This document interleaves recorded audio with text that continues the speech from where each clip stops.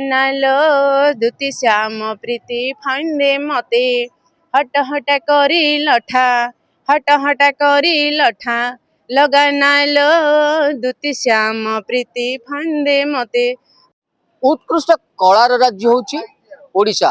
विभिन्न प्रकार लोकनाटक लोक साहित्य लोक परंपरा रे रुद्धिमंत होची आम ओडिशा। तेबे आमे एही परिप्रेक्षी रे अछु गंजाम जिला संस्कृति भवन ठारे। एठी चलीची राज्य स्तरीय लोकनाटक महोत्सव लोकरंजनी। तेबे आसंतु सुनिमा प्रतीक वर्षणांग भारत श्रेष्ठ देश नाम उत्कल श्रुत उत्कल समदेश देश नास्ति महितले। भारत वर्ष रे ओडिशा जार ना होची उत्कल प्रदेश जोटी कलार उत्कृष्टता रही भितर गंजाम होची लोककलार भंडार। ये लोककलार एंतुड़ीशाल विभिन्न लोककला गंजाम जिले में परिपूर्ण रही।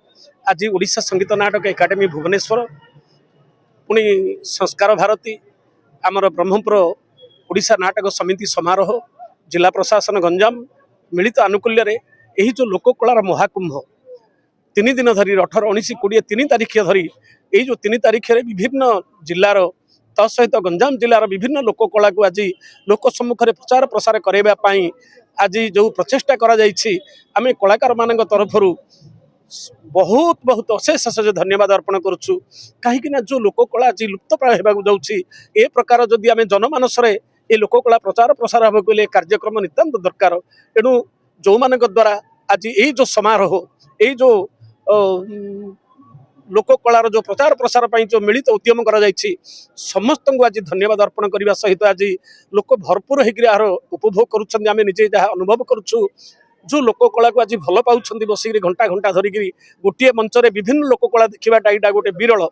एणु समस्त आयोजक मान सहयोग कर बंधु मान मीडिया बंधु मान माध्यम जो प्रचार प्रसार कर लोककला को आज लोक सम्मुखें पुणी आज सारा विश्व विख्यात करने आपण मैंने जो प्रचेषा कर समस्त मीडिया बंधु मान धन्यवाद अर्पण करुँ।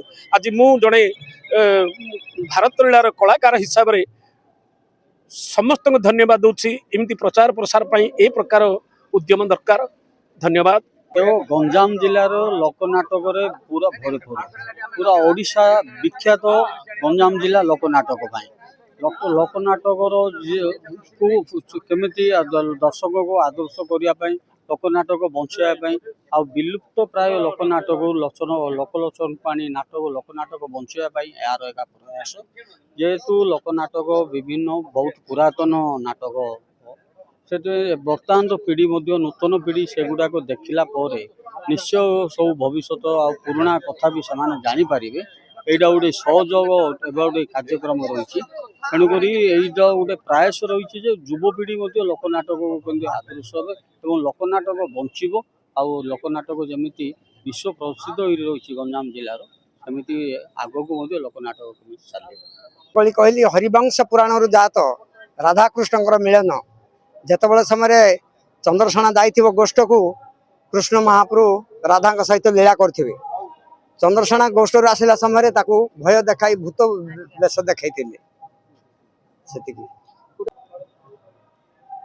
राधा जो रंधन कर रंधन खाइब चंद्रसेना तार मुठे खाइबा अन्न बह से गीत अन्न खाई गीत गाइबे भाई भाई रे केड़े मजा मोरा थार खंदारे बासना रे चहटुची खीरी मसला रंधारे भाई रे केड़े मजा मोरा थार खंदारे खीरी खेचड़ी खियारे बलिला मन खरतर होई राधा कला रंधन खातर न करी खाई खुशी हेली रे खाई रे केड़े मजा मोरा धार रंधारे।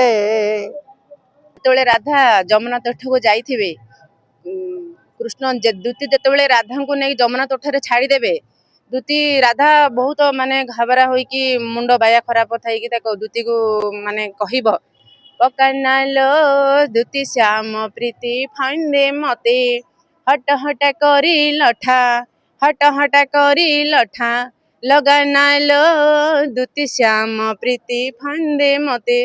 माने राधा बहुत आकुल व्याकुल होई दूती को अकारण रे कही निंदा करी दूती को बहुत धिकार करुछंती राधा। क्रिया जो राज्य स्तरीय नाटक महोत्सव लोककला लोक संस्कृति लोक परंपरा एभली कहबाक गले लोक साहित्य ए सबको नहीं आम ओडिशा कोठी ना कोठी विश्व दरबार रे एक परिचय सृष्टि करि पारिछि। रेशमनगर ब्रह्मपुर जगन्नाथ त्रिपाठी भाग्य प्रभा न्यूज।